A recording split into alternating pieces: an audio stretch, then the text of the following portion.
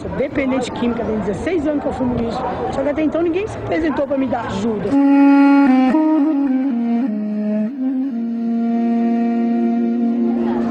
Eu me arrependo muito, mano. Me arrependo muito por ter a curiosidade de matar o gato.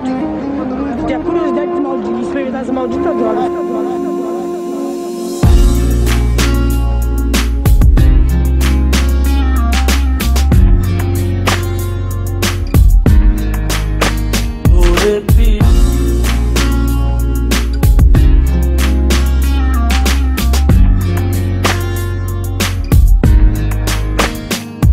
Ele foi, nem olhou pra trás, nem sentiu. Foi, nem ligou pros pais, nem mentiu. Só foi, se jogou pro centro da cidade, só com a roupa do corpo, corpo cheio de vontade de matar. Aquilo que o matava por dentro, senti que ainda vive por um momento. Pai de alguém, filho de alguém. Não é filho do prefeito, então não é ninguém. Ele é como um zumbi, mal lembra de quem deixou por aqui.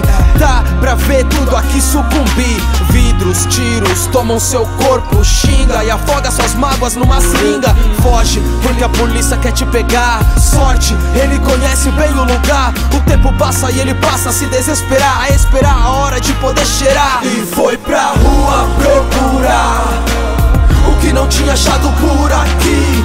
Talvez só procurasse alguém pra amar, ou talvez uma missão pra cumprir. Vagar sem direção, andar com uma só função: vender, comprar, cheirar, fumar, viver e morrer em vão.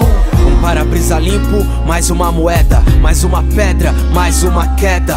Ele ajoelha após 30 segundos sem dor, mas ela volta e ele volta pro seu cobertor. Coração bate, o cérebro lateja, a alma flutua, o corpo rasteja. Vidros sobem, a noite cai e o Resident Evil tá lá fora, não sai. Ele tenta fugir, tenta lutar, tenta fingir que não é seu lugar. Sem céu, sem réu, no limbo e só, sem véu, sem mel, cachimbo e pó.